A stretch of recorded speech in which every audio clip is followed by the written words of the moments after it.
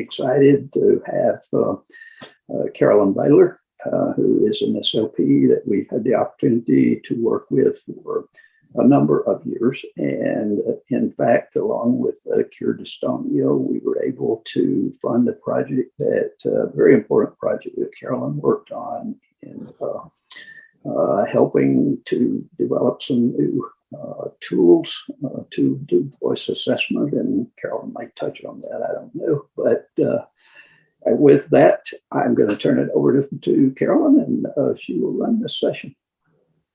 Wonderful. Thank you so much for that introduction, and thank you for the opportunity to be here today.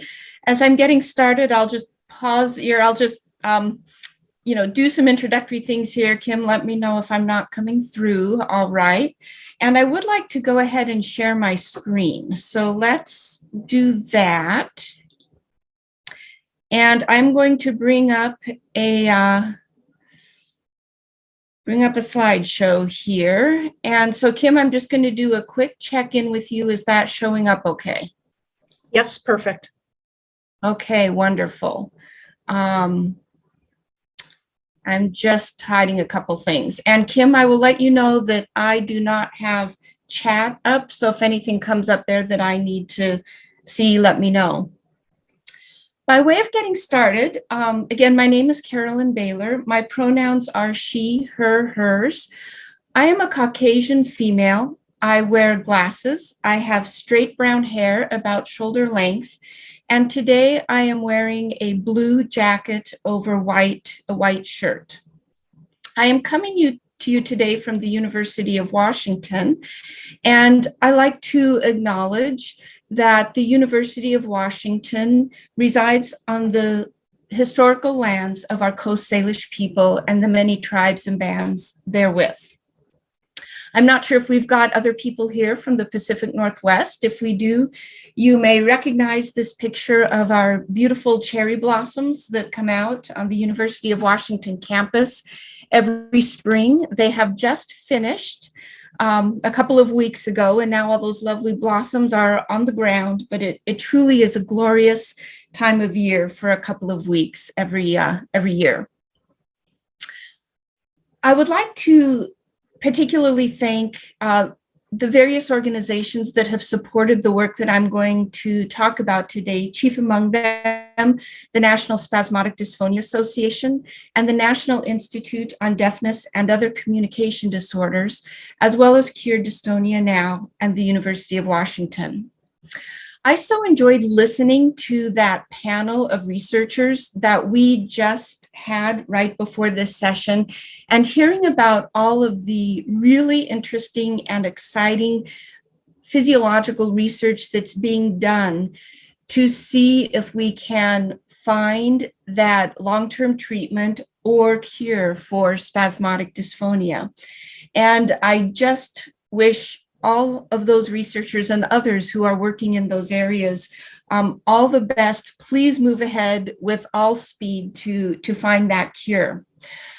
I'm going to take a little different topic today, mainly because while we hope for that cure, I think we appreciate that that type of physiologic research moves slowly through different phases of research as the researchers demonstrate safety, demonstrate efficacy, and are able to really bring new treatments, to everybody who needs them.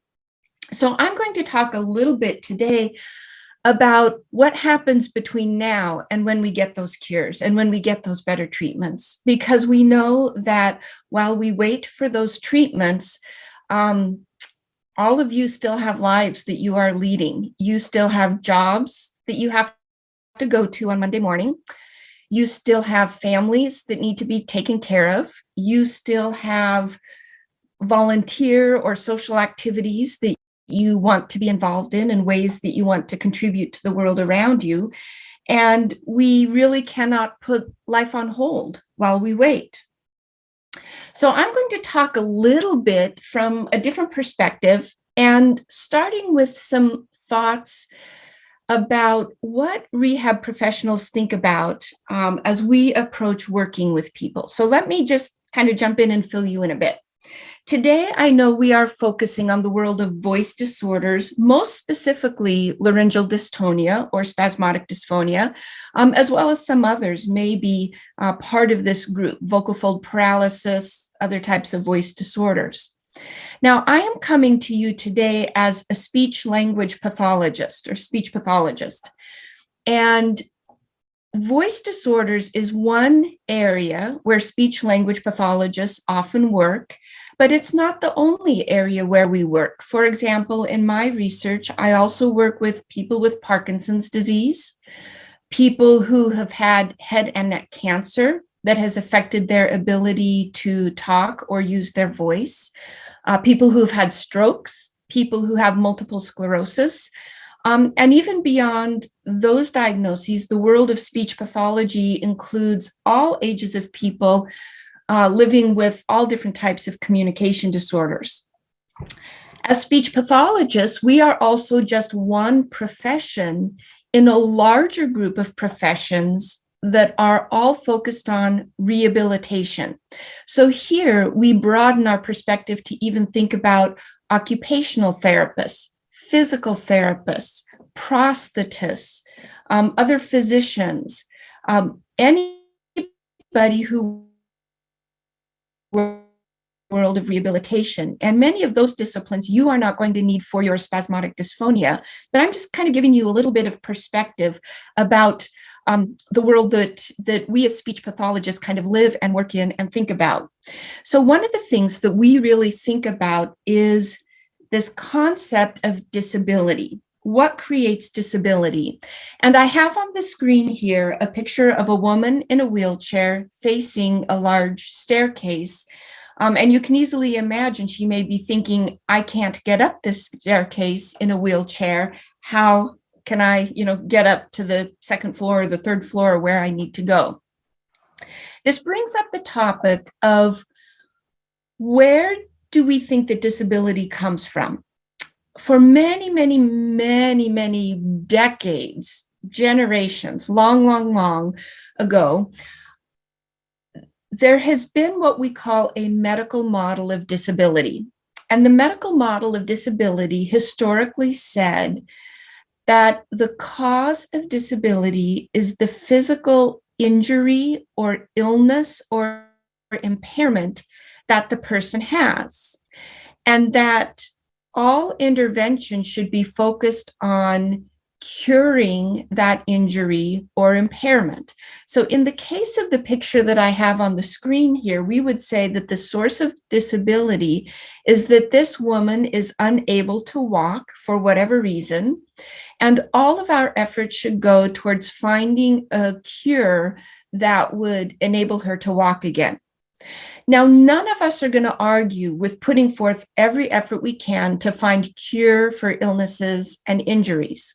But we also know that at least at present, so many people live with so many diagnoses for which there is no present cure. And so that really puts quite a burden on them to say, you need to change how you do things and conform to the world as it is. So to counteract that, over just the last few decades, there has been greater discussion about what we call the social model of disability. And the social model of disability says that the cause of disability is not the illness or injury. The cause of disability are the barriers that exist in the world around us. So somebody who ascribes to the social model of disability and is looking at my picture of the staircase here would say the cause of the disability is the staircase, because it's the staircase that's preventing this woman from going where she may want or need to go. Now, in reality, we've kind of meshed together both the medical and the social model of disability. And as healthcare providers, we often turn to the World Health Organization to see how they guide us in terms of thinking about these big health topics.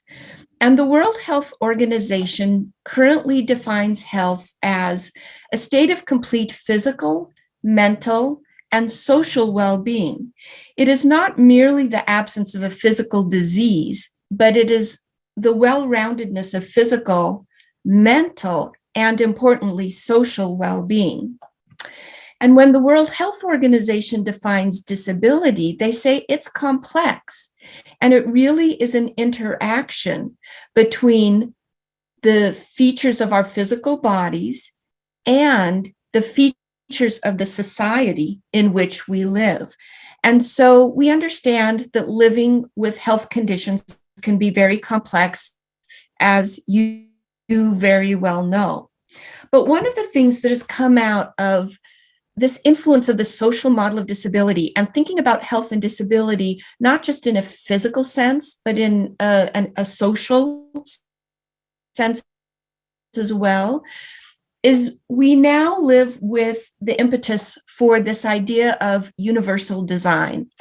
And the idea behind universal design is that ideally, our built environment, the world around us, would be created in such a way that anyone with any level of physical injury or impairment could access fully. And so it's essentially saying, let's make the world accommodate everybody, regardless of, what health condition you may have.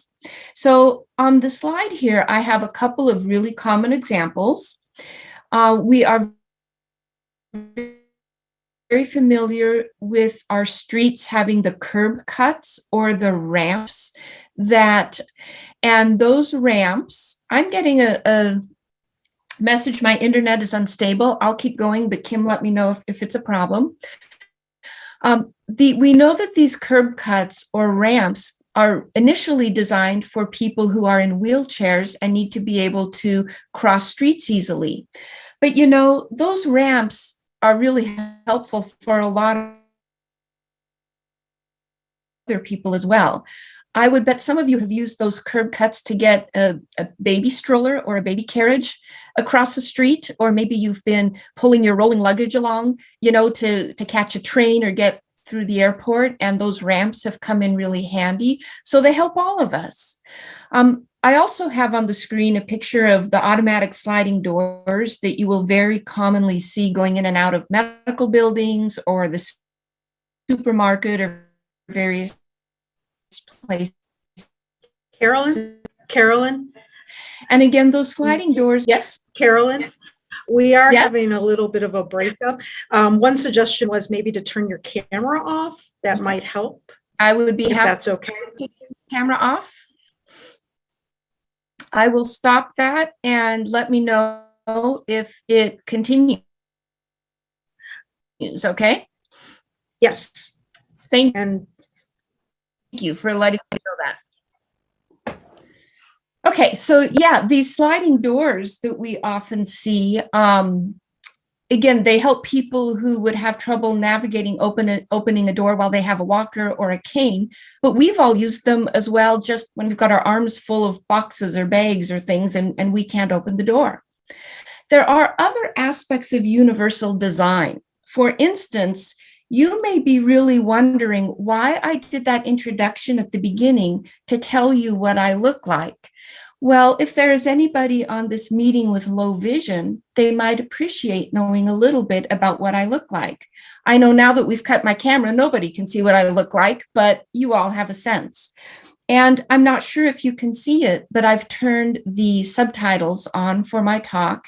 So anybody on this meeting that has hearing loss can perhaps use those subtitles to help understand what I'm saying. So these are all different ways that we can try to help make our world accessible to everybody. So what does that mean for those of us working in rehabilitation? And now I'm going to focus back in on speech pathology. We currently are moving towards working with a model that looks somewhat like this, where at the center of our work, we put this idea of communicative participation. It's kind of a long word, but we just mean being able to participate in the communication that you want and need to do in your daily life, whatever that is. It communicating at work, at home, with friends, with family, whatever you want to do, you can participate in the communication aspects of your life. And staying with this idea that health is complex, we recognize that your communication in everyday life is shaped by a variety of things. It's shaped by your communication abilities. Today, we're thinking about your voice. So this is where just the diagnosis of spasmodic dysphonia and what that does to your voice and your ability to talk comes into play. But we also recognize that how you interact in the world is made up of more than that. We recognize that each of us are individuals, and we bring our own individual identity to living with whatever health condition we might have. We all have our own priorities, our own preferences, our own ways of coping with things. And so we recognize and respect that individuality. And we also recognize that the environment around us can make a difference. And that's something that we will talk more about as I go on. So why, as speech pathologists, are we thinking about all of these things? Why are we not thinking just about the voice, but we're stepping back to take this bigger picture? We as a field are moving towards what we call a life participation approach to working with people with communication disorders.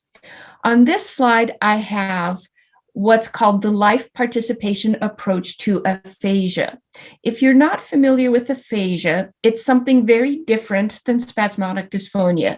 It is a communication disorder, but it is a language disorder typically caused by stroke or brain injury. So people who have aphasia have difficulties thinking up words, understanding language, that type of thing. The reason I put this up here is that this life participation approach to intervention was first originated for people with aphasia, but has been spreading to inform how speech pathologists work with a wide variety of different communication disorders. And there are 5 core values in this approach that I've listed here, and I will briefly summarize some of these. Again, our goal is to help people live more fully, more satisfactorily, whatever that means to them, in the context of having a communication disorder. We believe that everyone who is affected by that disorder is entitled to service.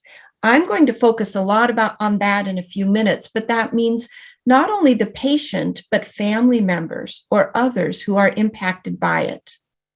It means that in our work as therapists, we really need to be sure that we are accountable to our patients and families and other stakeholders to say, we have done something meaningful to help you, and here is evidence of that. And our approach to helping people live with their communication disorder may take into account not only the physical injury, like the voice disorder, but also those personal and environmental factors. And that we should be available to assist you in any way we can at any time you need our help. So these are kind of some broad values that are really starting to infuse themselves into the work of speech pathologists as we think about this kind of multi-pronged approach. But what I would like to do today is focus a little bit more specifically on the connection between your ability to communicate in your daily life and the impact of the environment around you and how that kind of shapes your ability to do that. So what do we mean by your communication environment? We could break this down into 2 categories. We often think about the physical environment around you, the places you are and what those spaces and buildings are like. And common things that I know bother many of you are things like trying to have a conversation where there's a lot of noise around you, trying to talk over phones, intercoms, drive-through smart speakers that don't pick up your voice, phone trees, being outside or in other large spaces where your voice doesn't project well. Those can be really hard places to communicate. And you may find yourself kind of sitting off to the side and listening as opposed to really joining in the conversation. We also think about the social environment. And by social environment, we mean what we call in speech pathology communication partners. Your communication partner is whoever you happen to be communicating with at the time. Right now, you are all my communication partners. We're kind of having a one-sided conversation. We'll change that in a bit. But your communication partner might be the person, the clerk you are interacting with at the store. It might be the person sitting next to you on the bus if you've struck up a conversation with them. It's your family member you're visiting with at home. Whoever you're talking to at the time, that's your communication partner. And very often, people who have voice and other communication disorders will say who they're talking to and how that communication partner behaves makes a big difference. Often people you know well will be easier to talk with, and people who are patient give you a little bit more time to get out what you want to say. People who respect you for who you are without paying too much attention to the voice, kind of the attitudes and the demeanor they take can make a difference. The social environment could also deal with laws, policies, the broader culture around us, and how that impacts kind of how our communities work. I'm not going to go there quite so much today. I'm going to stay closer to the idea of communication partners. So, as speech pathologists, when we are thinking about communication partners, how do we think about them? Well, traditionally, we have always thought about communication partners, largely the family members, the people who are with you most of the time, as somebody who can help the patient. We will often turn to the family member and say, can you provide this help for your loved one with the communication disorder? Can you help them communicate? Can you help them practice their exercises? Whatever they need, can you provide that help? And that help we refer to as social support, that the patient has somebody in their environment who can help them in whatever way is needed. But we are now starting to broaden our thinking to say, we also need to take a look at that family member and realize that family member is somebody who also lives with the consequences of that health condition, in this case, a voice disorder. And even though that family member doesn't have the voice disorder themselves, their life has probably been impacted in some way, maybe big, maybe small. And as I talk a little bit about the family members, I don't want to diminish in any way the impact of this on the person who has the diagnosis. That impact is huge. But we also want to acknowledge and honor that the family members' lives have changed as well. And maybe beyond the family members, maybe close friends, maybe close coworkers who also have been impacted in some way. There's now a fancy name for that impact. That name is third-party disability. And we are starting to look more and more at this concept of third-party disability, which means how has the family members' lives been impacted by the illness or injury in the patient? If we can do a better job as clinicians understanding both the patient's perspective and the family member's perspective, then maybe we can do a better job with that big picture, helping people with life participation by focusing not just on the voice. We'll keep focusing on the voice, but adding into that, helping people modify their environment to accommodate them better, helping them deal with the day-to-day coping better, helping more with that multifaceted approach. But if we are going to help patients and family members do this, we need to understand what's happening in your lives. And one of the requirements that we as therapists have is we have to collect data on what you are experiencing in some formal and systematic way. We have to have that data because we actually have to be accountable to maybe the physician who referred you to us, or to the insurance that's paying for the therapy. We have to be accountable to them to say, we can document the challenges our patients are having and how our intervention is helping. And so the most common way that we collect information from patients and now families about how is this impacting you is through what we call patient-reported outcome measures, fancy word that just means questionnaires or surveys. And I would bet that most of you who have been in a voice clinic have filled out some sort of voice survey that has asked you questions about how your voice sounds to you, how you feel about your voice, how it impacts your life. So this idea is not new. We've been doing this for decades, but we continue to kind of grow and expand in how we use them. And so this is an area where my group has been working for a number of years. We developed a questionnaire called the Communicative Participation Item Bank.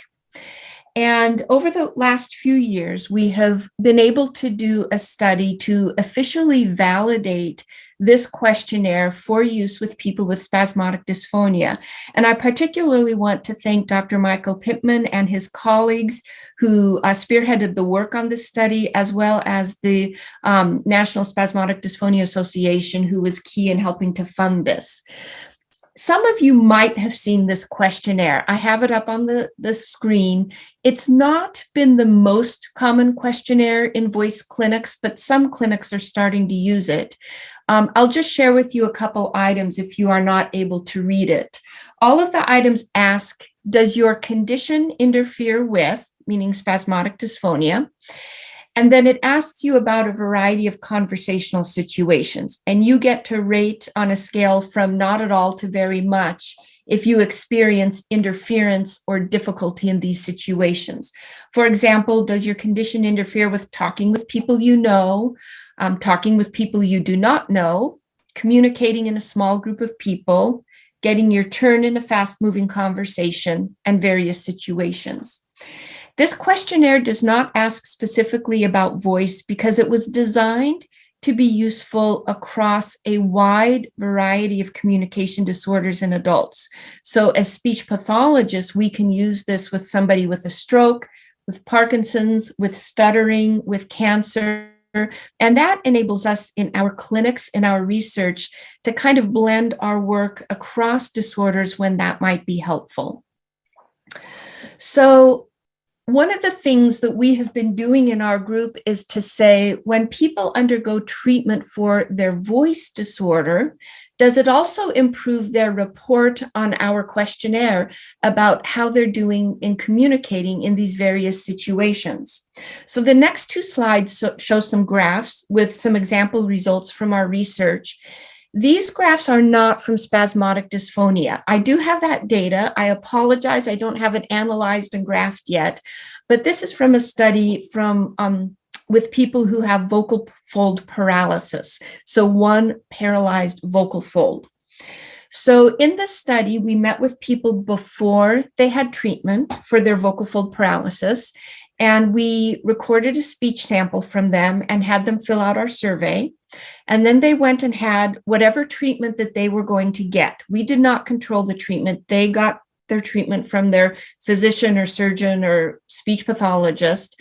And then they came back to us 6 months later, and we repeated the voice recording and had them fill out our questionnaire again. The graph I'm showing on the slide right here shows how their voices changed. So how we rated that is we brought together speech pathologists who are experts in voice disorders, but were not involved in our study. We anonymously played the voice recordings for them, and they rated the severity of the voices. And the scale for that is from 0 to 100. On this note, that low scores are better. It's kind of like golf. So if you have a score of 0, your voice sounds completely normal. Up to 100 is very severe. And so on this, what we can see is before treatment, on average, there was a voice severity score of 50, so kind of moderate. And then after treatment, the average voice score was down about 20. So on average, about a 30-point improvement in voice. And that's probably enough to take many people from, maybe a moderate disorder to a mild disorder, or a severe from a moderate. Some people got normal voice, not everybody. So we have evidence that their voices got better with treatment, but did their scores on our participation questionnaire get better? And they did. This graph is a little bit more complex, so we'll get oriented to it. On here on the side, I still have the scores. Now, these are now the scores on that questionnaire that I just showed you. And on this one, higher scores are better. So now we're thinking basketball, higher scores are better. There's a lot of lines here. The long dashed lines at the bottom and the very top is the maximum range of points possible on the questionnaire, lowest to highest possible. When we had participants fill this questionnaire out before treatment, we actually had them fill it out 3 times. The first time we said, just fill it out, tell us how you're doing. And then later in that session, we came back to them and we said, we know you're going to have treatment. You're going to come back and see us in 6 months and fill this out again. If you could get your ideal outcome from treatment, how do you think you would answer these questions? And so we had them fill it out that time, kind of projecting ahead to what would be their perfect ideal outcome. And that ideal outcome, the average score of what they were dreaming about getting, is up here at the top where I have dash dot, dash dot. That represents their ideal outcome score, and the gray around it just represents variability, that not everybody had the same ideal score. And then we had them fill out the questionnaire one more time where we said, if you don't get your ideal outcome from treatment for your voice, but you get an outcome that you would be satisfied with, like it was worth doing the treatment, even though it wasn't the perfect outcome, how do you think you'd answer these questions? And that's what this little dot, dot, dot line stands for here at about 50, 55 or so. This was the average score that our participants projected for what they would consider to be satisfactory participation, if not ideal. And then the slanted line here that's solid is the actual data. So before treatment, their average score on our participation survey was around 40. And then after treatment, it was up just above 50. This statistically was a significant improvement. So that's great from a research side. But as a clinician, I look at this and I say, well, after treatment, they were just at the very bottom of that range of what would be a satisfactory outcome for being able to communicate and participate in their lives. And so what this story of these 2 slides together tells us is that people got quite a bit of voice benefit from their treatment, and they did get some benefit from that treatment in being able to participate in life more. But there's still a gap between what they're able to do with their communication in their day-to-day life and where they would get to be if they were at least satisfied, if not, really, really happy. And that's where I think about our job as speech pathologists to say, what can we do to help fill that gap? Yes, we want better treatments. Yes, we want the cures. But while we are waiting for that, what can we do to help people manage and live their lives more successfully?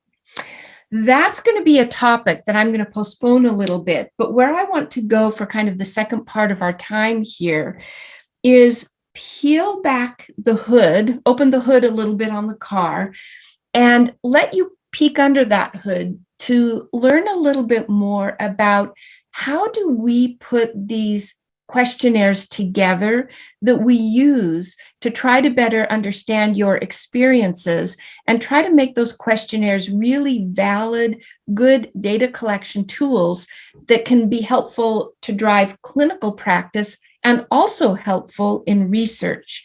So this is where we're going to get a little bit more researchy, and I'm going to pull you in to help me a little bit in a few minutes. When we create these questionnaires, we don't just sit around a table and say, oh, here's some good questions. Let's put them together and publish it and be done with it. There really are some rigorous processes that we are supposed to go through to make sure that these questionnaires are valid, reliable, useful, meaningful. We do start by generating a large set of items that we might want in the questionnaire, and we pull those from what we know from our clinical experience, from talking with patients, from reading prior research from lots of different formats. And then we go through two key stages to finalize the questionnaires. One of those phases is what we call a qualitative research phase. And in this phase, we take our possible item set, our possible questions we might put in the questionnaire, and we want to talk to a lot of different people to get their feedback on these items. We talk to other researchers, we talk to speech pathologists, physicians, other clinicians, but most importantly, we come talk to you. Some of you may have participated in some of these types of research sessions in the past, but what we do is we sit down with you with our set of candidate items. We have you fill out the survey, and then we ask you lots and lots of questions about our questions. And we ask you to tell you things like, are these important questions to ask you? Do these capture what you are experiencing living with this communication disorder? Do the questions make sense? Are there better words we could use? Do you like the answer options? We ask you all of these types of questions to get your feedback, and we really work together with you so that we can be sure, as much as possible, the questionnaire we end up with reflects something that's meaningful, applicable, and usable for clients in our clinic. Once we get that feedback, we then go on to the quantitative phase of research. And this is where we will send that draft format of the questionnaire out to hundreds of people who live with the diagnosis. And we'll say, please fill out all of these items in our survey and just send it back. You don't have to give us more feedback at this point, but just send us back the survey. And this is where we do a lot of statistical analyses that will tell us which items are most valid, most reliable from a statistical perspective. And so we put together the qualitative feedback and the statistical information, and we create the final questionnaire. So that's kind of the process we went to create this participation questionnaire that I just showed you and talked about. And that one really focuses on this idea of how is your communicative participation going in day-to-day life? Again, some example items we have in the patient version are we're now kind of in our next version changing the wording a little bit, but how difficult is it for you to have a conversation while riding in a car? How difficult is it for you to with others in a conversation or to communicate in a small group of people? But one of the new things we are working on right now is we are now creating a new version of that questionnaire that is specifically for communication partners. We now want to have a questionnaire that clinicians could provide to the family members to say, how is your communication experience impacted by your, all the activities you do where you are communicating with your loved one with a communication disorder? The family member may not have a communication disorder, but what we appreciate from talking to family members is they may often have to adjust how they communicate or how they participate in the world around them in the context of their loved one with Parkinson's disease or stroke or maybe a voice injury. So for now, I want family members on this seminar to really tune in to say, in this questionnaire, we might ask you, when you're having a conversation with your loved one with SD, how difficult is it for you to have a conversation while riding in a car with that person? How difficult is it for you to joke with them in a conversation? How difficult is it for you to communicate in a small group of people? And I want to emphasize that we are not approaching this in any way to be critical of the person with the voice disorder. We know communication is hard for them. We honor that. But while honoring that, we can also turn to the family members and say, how are these conversations going for you? Because maybe if we can help you, that will not only make your experiences easier, but it might funnel back and make the experiences easier for the person who actually has the diagnosis. So this is where we want to get your input. And over the next 15 minutes or so, I'm going to be honest with you and say we are at the point in this research where we have a couple different questionnaires. We are close to finalizing that qualitative phase of getting input from folks. But we have a few where we would love to get just a little bit more feedback. And I thought, why not come to this group where we've got lots of people on the call and just let you vote and let us know what wording you like.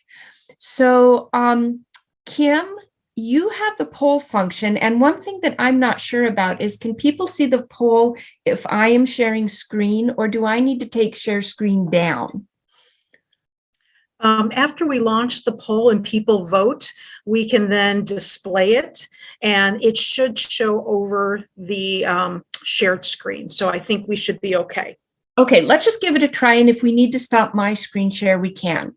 Okay, so here's one that we are struggling with. And I would like votes here from both people with SD and communication partners.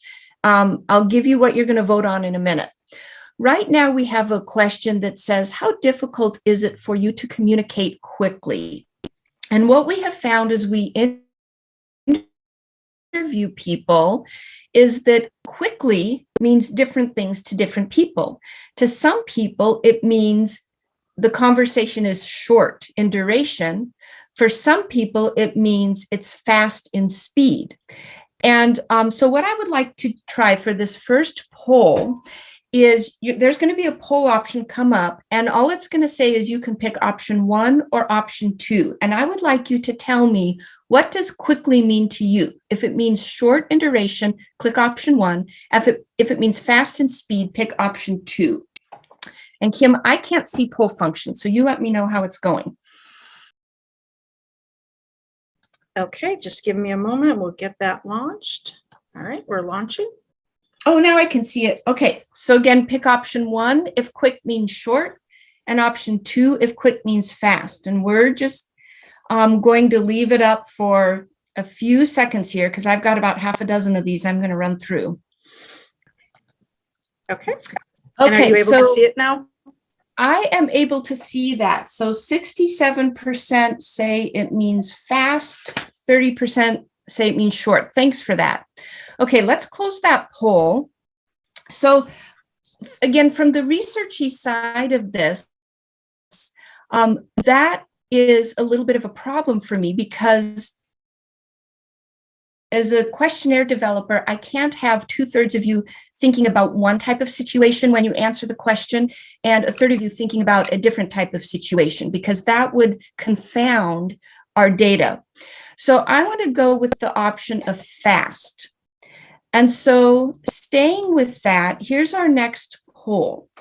If I want to change this question to specifically refer to speed, and I'm considering using the wording, how difficult is it for you to communicate in fast-paced conversations or fast-moving conversations? Which would you prefer? And now, Kim, I think you're going to have to clear out the old poll somehow when you relaunch it. So for this one, what you are voting on is, if I'm going to ask you a question about fast conversations, would you prefer me to use the word fast-paced or fast-moving? So vote for option 1 if you like fast-paced, or vote for option 2 if you like the wording fast-moving. I see a preference there that is for fast-paced. I'm literally writing down notes about this because we are going to consider these votes, so this is really helpful. Okay, so let's move on to our next situation. And this is one where we've been talking with people about trying to communicate over video calls, which has happened a lot during COVID, and people with voice disorders thinking about, you know, how they're doing, trying to interact over video calls in either work meetings or social calls or that type of thing. One of the things we've struggled with our question about video calls is that there can be different aspects of the call that can make it better, easier, or more difficult. And sorry, I'm pausing here because I think I'm going to just have to take this back to slideshow to be able to keep up with where I am. When we're talking about video calls, some people say it's the size of the group that makes the most difference. Like, are there 3 people on the call, or are there 20 people on the call? For other people, they say the familiarity matters most. You know, how I do in that video call depends on, do I know the people or do I not know the people? And we have some people who have said, I just never do video calls. So what I would like to ask in this poll, and there will be, if there are 3 options that you can put up, Kim, great. If not, we'll focus on just option 1 or 2. If We you have are 3. someone who does video calls. We do have 3 options. 3, okay. If you are somebody that does video calls, what impacts your comfort in those calls most? Whether there's a lot of people on the call, and if it's that, pick option 1. Or if it's the familiarity of people, how well you know them, if that's kind of the driving force for your comfort, pick option 2. If you never do video calls ever, just pick option 3. And we'll leave that up again for a few seconds. All right, so we'll go ahead and end this one and share it. It's about even a little. So 48% of people said familiarity is kind of the driving force, but 41% says it's the size of the group. So both of those people. So that's good to know. I will keep that in mind. Okay, so now we are going to go to an entirely different questionnaire. So the first questionnaire we've been talking about really just asks, how are you doing with your communication in day-to-day life? This next questionnaire, we're still earlier on in the development, but we are wanting to get at the concept of social support for communication. So earlier I was talking about how, you know, the environment around you can make a really big difference as to how well you are able to communicate with other people. Are other people patient with you? Do they pay attention to you? Are they respectful of you or not? And I know that we have a wide variety of experiences, you know, interacting with other people. We want to have a questionnaire that gets at that, because as clinicians, if we can have a better understanding of what you are experiencing out in the world, we might be able to help you kind of build up some strategies to deal with those life situations, and it will better equip us for broader advocacy. You know, we would do a lot better in our world if everybody appreciated the challenges that people have with communication disorders, and everybody was a little bit more attentive and patient. And we kind of need data to help us provide that advocacy and education. And so we are working on this questionnaire that might help us gather that data, and that your speech pathologist could use to help understand your experiences, to help you as an individual as well. So let me give you an example of what this questionnaire looks like. And again, this is very much a draft form. This is an excerpt from the patient version. So if you are the one with the voice disorder, this is what you would see. And I've just put some example questions up here. I'm not going to put them all up. And one of the things you will notice for these questions is you answer each question twice. Once about how you experience communication with people you know well, your family and friends. And then you answer a second time about how you experience communication with people you do not know well. And we have found that there's often quite a bit of difference. People who know you well interact with you often better than people you don't know well. So we like to see what's happening with that difference. So for patients, you would be asked questions such as, do people interrupt you when you are trying to communicate? Do people try to finish your sentences for you? Do people hang up you? Do people seem to avoid you? Do they seem to ignore you? Some other questions. How often do you feel judged based on how you communicate? How often do you feel disrespected? Do people treat you as intelligent when you communicate? Do people treat you as capable when you communicate? And based on the interviews I've done with people with SD, I would guess that we might have a wide range in this group of people who might feel like, I don't have negative experiences like this. This doesn't really happen to me. But I know that there are people with SD who have said, oh, wow, yeah, these things happen to me. So it's very possible that there's a very wide range of experience. Now, we are also developing a family member or communication partner version of this questionnaire. And if this starts to feel, a little touchy, it's okay. We'll find our way through this together. The questionnaire we might give to the family would get at similar ideas. And this could be family members, friends, coworkers, it could be anybody, but it would rephrase the question and ask something like, when you're talking with the person, your loved one with a communication disorder, do you find yourself interrupting them when they are talking? Do you find yourself finishing their sentences for them? Do you find yourself avoiding conversations with them? Do you find yourself judging them based on how they communicate? Do you find yourself including them in activities? Do you find yourself seeing them as intelligent or seeing them as capable when they communicate? Now, I think that many family members are very, very supportive, and they would say, of course, I accommodate their needs, and that's fabulous.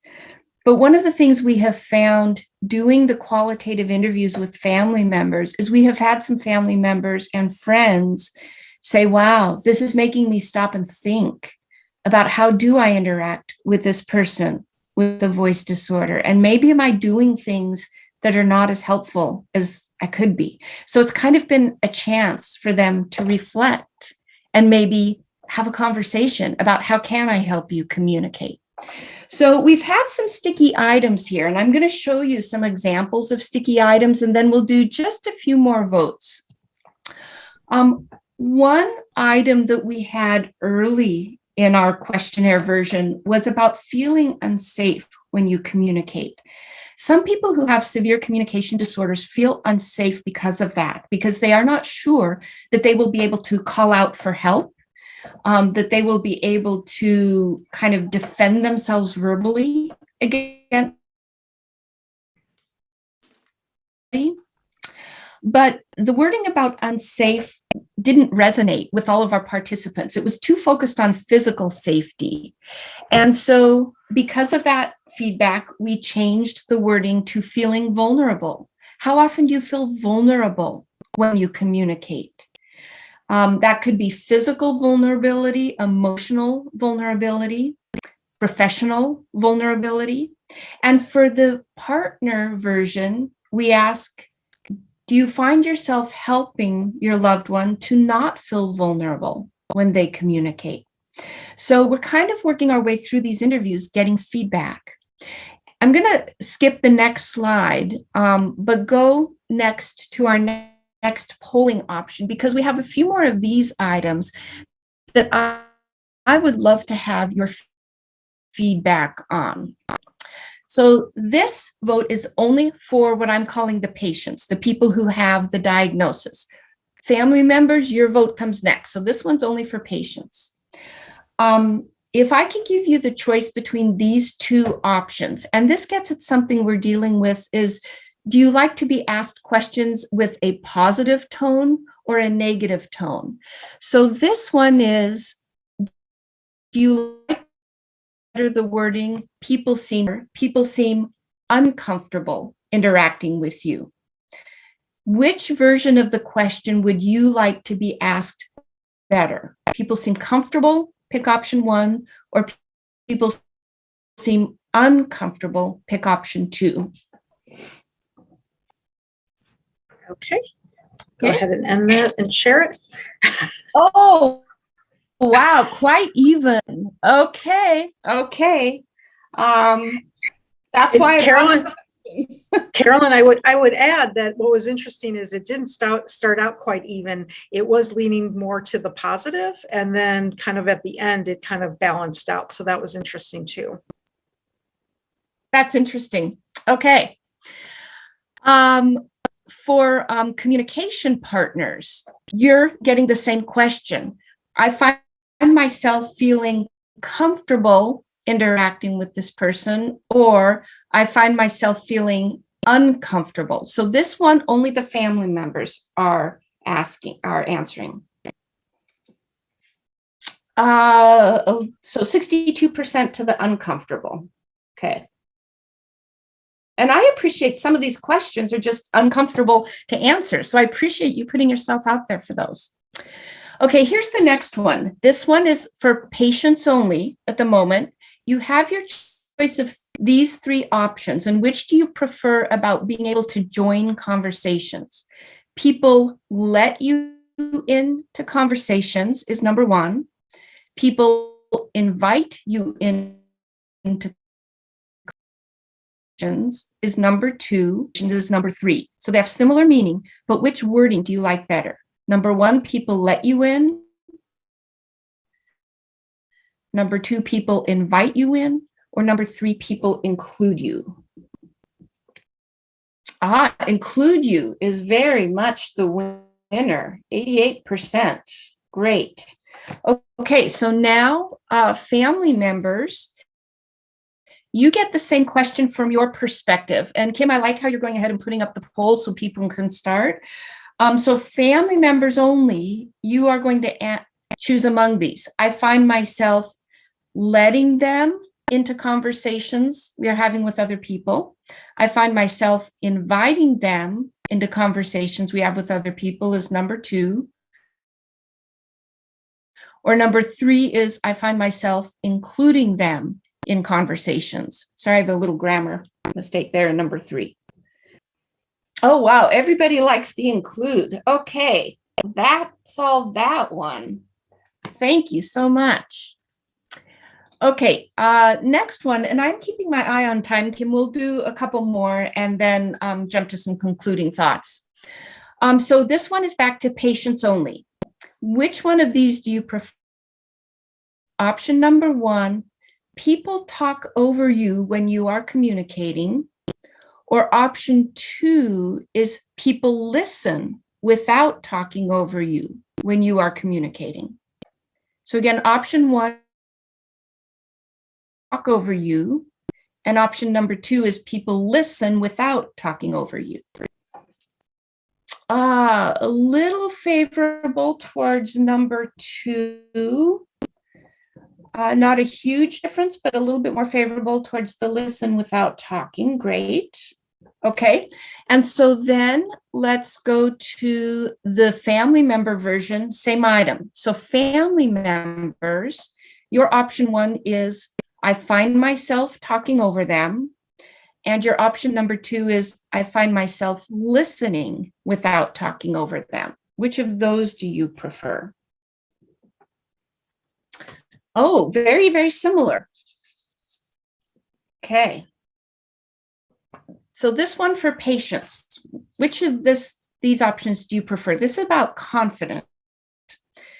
Option number 1, people assume you lack confidence when you communicate. Or option number 2 is more positive. People treat you as confident when you communicate. What's your preference on those? People assume you lack confidence, or people treat you as confident? So a little bit of a preference for the lack confidence, okay. And then for family members, you are getting the similar version. I find myself seeing them as confident when they communicate, is your option number 1. Or your option number 2 is, I find myself seeing them as lacking confidence when they communicate. So option number 1 for family, I find myself seeing them as confident. Or option 2, I find myself seeing them as lacking confidence. And number 2, okay. Great, and we have one more vote. This one is for patients. Option 1, people let you communicate for yourself. Or option 2, people try to help you communicate more than you need. Which of these 2 options do you like better? People let you communicate for yourself, and 2, people try to help you communicate more than you need. And a little bit of so yeah, almost 2/3 want the let you communicate for yourself, okay. And then the communication partners or family members, your version, I find myself trying to help them communicate more than I probably need to, is your option 1.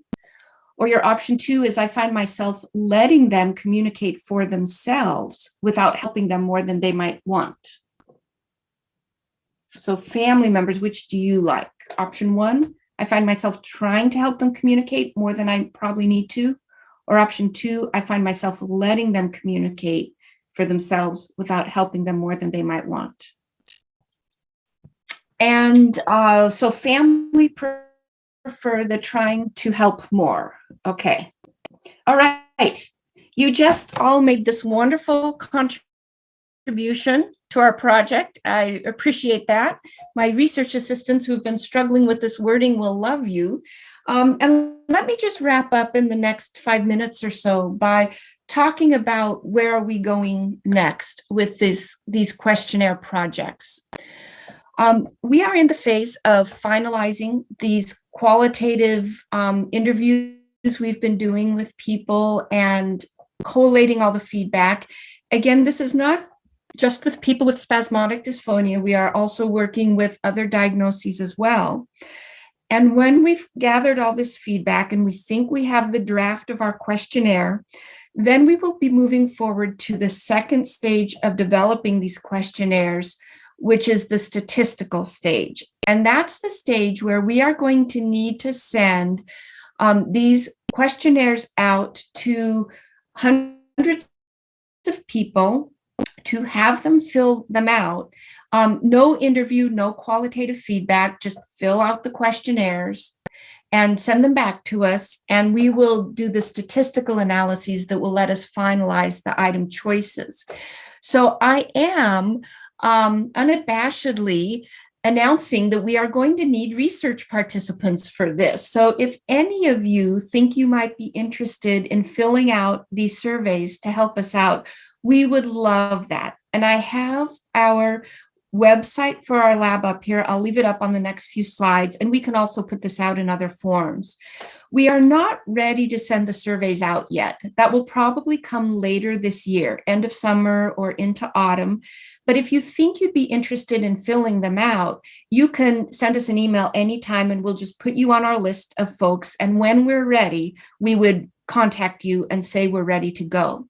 So in this study, we really do need groups of people. We need people who live with spasmodic dysphonia, and we also need you to bring into this study at least one or up to 3 people who are close to you in your life.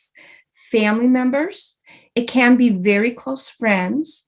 For those of you who are working in the workplace, we would really like to get some coworkers involved to share their views. Their questionnaire would be a little different, but we would love to have the perspective of people in the workplace to think about employment barriers. We don't want you to bring somebody in from your workplace if it's going to be at all uncomfortable or sensitive to what's happening in your workplace. But if you're somebody who you are like, oh, I know my coworkers know what's going on with my voice, it's totally fine. Yeah, they do this, then bring them along, but don't cause any problems at work. But otherwise, bring along a spouse, a family member, a friend, somebody who can help. And pretty much the typical inclusion criteria, although I do want to mention, since we might have an international audience, this study will just be for people living in the US, because we will be thinking a little bit about the healthcare system perspective from the US. So it will just be for people living in the US. What you would be asked to do is just fill out a survey. It would probably take about 20 minutes. We'll have it online, so you can just do it online whenever you want. If you want a paper survey, let us know. We'll mail one to you. You get a gift card as a thank you. And one of the things I really want to emphasize if you participate is that your answers are confidential. They are private. We will not ever share your answers to your survey with the other people in your group. So if we have a patient and a spouse participating, they will fill out separate questionnaires, and we will never share those responses back with you or with each other. So you answer privately, and your family member or friends answer privately, and we keep that private. We de-identify all the data for analysis, so we protect that confidentiality. So let me close with the idea of why, again, is this important? Why do we put so much time into questionnaires? Why do we have people answer these questionnaires? Well, it's really, really important that we understand how living with spasmodic dysphonia impacts all aspects of your life. And yes, while we want to cure the voice disorder, realistically, we know that cure is a little ways out. And in the meantime, we want to think about how can we understand your experiences and help you live more successfully with those experiences while we wait for the cure. And your clinicians, your speech pathologists, we are there to help you with those things. And we are there to be a help for your family members as well, who might need education and support. And what these questionnaires do is they help us understand your experiences. They help us measure your experiences. That may sound odd, but they help us do that. And one important thing that they can do is they can help us then communicate those experiences to advocacy groups like the NSDA, who may want to know what are patients needing, what are they experiencing. It can help us communicate that to the broader healthcare community to advocate for broader services for people. Why is this important? We would like to aim for a world where there are not only things like elevators and automatic doors that help people in wheelchairs get out and live their lives, but we would like to have a world where universal design also helps people with speech impairments, with voice impairments, with hearing impairments, so that the world understands that restaurants should not be noisy and that phone trees may not work and you need another way to contact somebody at the doctor's office or the dentist office. That we can help you advocate among even your friends and your coworkers for how can they understand what you are experiencing so they can help you. We are aiming for that universal design for communication, and having these questionnaires and using them to learn about your experiences is one way to start communicating to the world what happens in your world and why it's important for them to know that. So that is kind of where I live in my work and what we're thinking about. And I want to thank you so much for the invitation to be here, so much for your time and for your votes, your effort voting. And what I will do now is just pause and see if I can address any questions. And I'm going to take this off shared screen. And Kim, I have not been watching chat at all, so I'm going to rely on you to kind of let me know what I need to look at. Sure, of course. There were some questions and comments about the questions themselves, so I can send that to you after the meeting. And yeah, then one person just wrote, very interesting and valuable presentations. The topics covered the social, emotional sides of SD that most of us are living with. One question, is SD generally considered a disability in the workplace or job applications? Oh, I'm so glad you asked that, because I was part of a study that one of our doctoral students, Derek Izzetti, did a few years ago about this very fact experience. So the American with Disabilities Act, the ADA, which provides legal protection for people with disabilities in the workplace, does include communication disorders. So legally, you are protected. The really tough thing about it is, when do you disclose and how do you disclose? And just to share a little snippet of what that study was about that Dr. Izzetti did, and it is published. We could probably get a link for that somehow, but he sat down with human resource personnel, so people in various companies who do the hiring.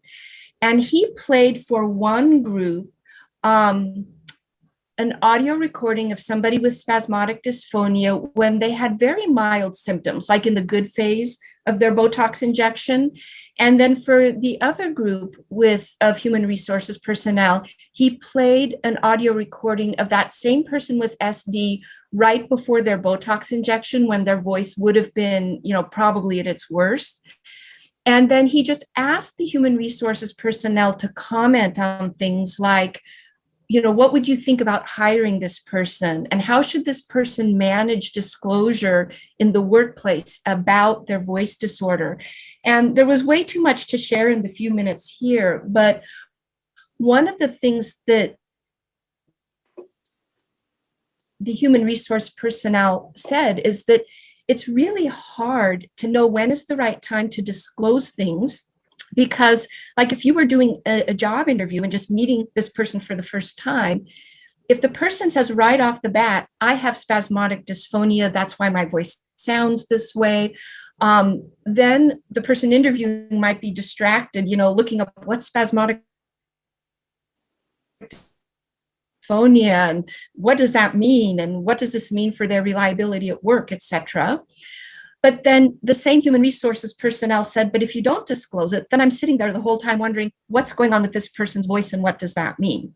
So a couple tips that they did give, although you should really navigate this thoughtfully and independently for yourself, but they said, legally, it's really best to disclose things after you get the job offer, because after you get the job offer, the control is in your hands. And so legally, it's best to do it after you get the offer.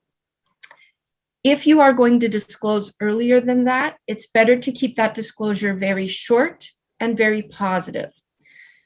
You may have noticed the sound of my voice. I have a condition called spasmodic dysphonia or laryngeal dystonia, pick your word. It's very manageable. I am able to perform my job very successfully, as my reference shows. And the few things I need to do to manage it, we can talk later type of thing. So just keep it very brief and very positive. So all that to say, that study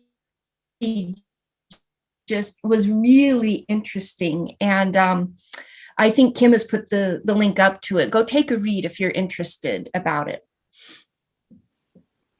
And Carolyn, yes, and I'll have to locate it. We do have an article that Dr. Izzetti wrote on that for us. And so it's a wonderful, he did a great job with it. And we've been trying to get him more engaged in it again, because it's such a valuable topic and such.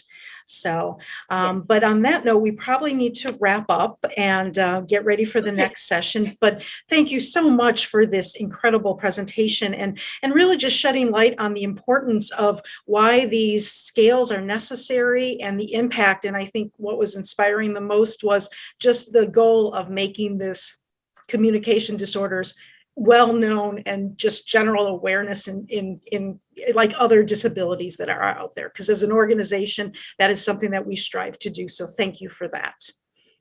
Carol, thank you. Just want to add appreciation to you for all the work you've done over a long period of time, really, to develop these scales and the patient response outcome measures.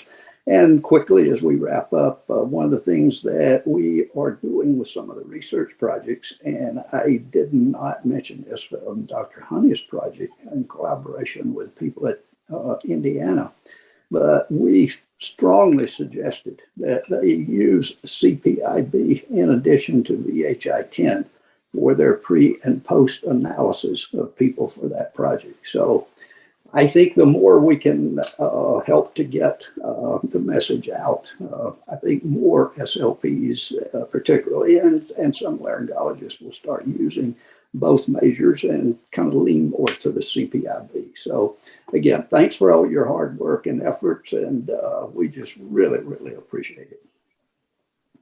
Thank you. We appreciate it.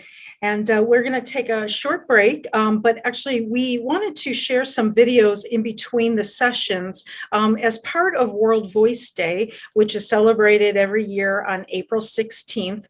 We really tried to do some concerted effort to raise awareness about vocal challenges. And one of the things we did was launch a new program called Speaking Beyond Your Voice, Creative Outlets for Self-Expression. And the idea behind this is to share with our community, how do you communicate beyond just speaking, writing, art, all of those kind of things. And we have a few combination videos. These were shared on World Voice Day. So we're just going to play them in between sessions for viewing. And I'd like to thank the individuals who contributed to these. And we welcome yours. So this is a program that's going to be ongoing. We'll have a special page on our website for that. And we hope you'll participate in this program also. I'm Karen Fieldy, author of Easier Done Than Said, Living with a Broken Voice, which is an examination of how SC affects the people who have it, both physically and emotionally. And today I'm going to share with you some excerpts from the chapter on why voice matters. I have noticed a common tendency. Many of us, especially in the first few years of coming down with ST, let the change in our voices damage us emotionally. This made me wonder, why are we so hesitant to admit we have a problem with our voices? Our voices are like audible mirrors that allow us to hear our emotions. SD might seem to limit the emotion that is heard not only by others, but by ourselves. Ultimately, as the person forced to live with ST, you are the main factor affecting the importance of voice in your life. Your attitude towards your voice plays as large a role as the ST itself, if not larger, in determining whether your vocal condition becomes a mild hindrance or a severe handicap. More than technology, more than public opinion, you drive how other people react to the sound of your voice. If you let the quirks in your voice prevent you from saying or doing what you desire, then you let the condition overcome you. If you persevere, despite the inconvenience and discomfort of your slower voice, then you can still have meaningful relationships, share your thoughts, participate in society, and have a successful career. The choice is yours.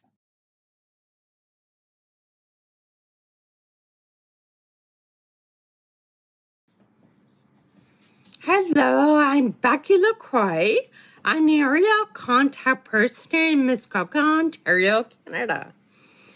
I have a Dr. SD, as well as right now I'm struggling with MTD. On top of that, I recently wrote a book called Unbalanced Journey, and I'd like to share a little bit of that with you. The biggest issue with SD has been phoning and drive-thrus. I avoid phone calls when I can. Email and texting are preferable. Mobile ordering has been great. If I go through a drive-thru, I ask a passenger to order. My kids hate this when they are the passengers.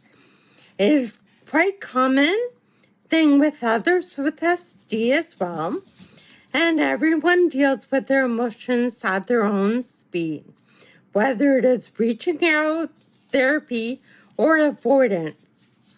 Avoidance can possibly lead to unhealthy mental health, so please see a doctor if you're feeling this. I want to wish everybody a happy Voice Day, a happy voice. Thanks.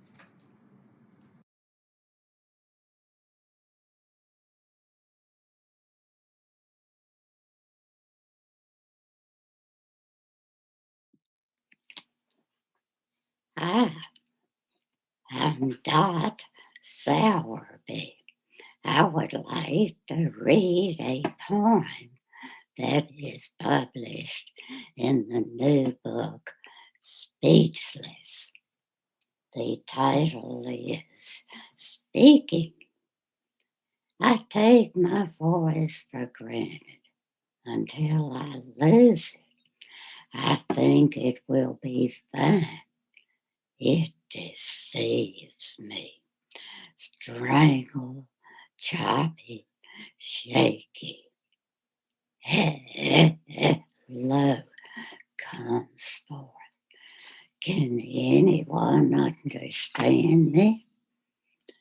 Then, like a gift from on high, Botox injections correct the flawed message from the brain to the vocal cords. Relief, a smoother voice.